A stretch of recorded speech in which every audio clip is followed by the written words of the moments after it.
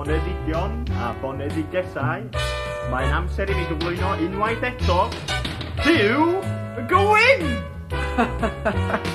Reit da, mae'n Gareth reit da, ffordd ges yn ein Gareth. Wel, I fod o ddifri rwan, da ni wedi cyrraedd blwydd y da. Gobeithio, ydych chi, mwynhau'r arwydd, fel wnaethon ni, mwynhau, cynnig yr arwydd I chi.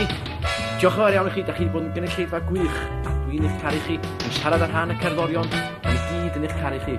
Ond, cyn I chi fynd, sy'n eich gwneud un cyhoeddiad, mae yna orange juice i'r plant, mae yna baned a teisennau a scones, mae Mrs Jones a Mrs Evans wedi darparu ar ein cyfer heno, a hefyd I bobl hyn, mae yna orange juice cryf, da.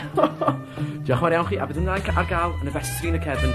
Dwi eisiau deud diolch rwan i'r grŵp, dechrau efo Dyfrig ar y drymiau.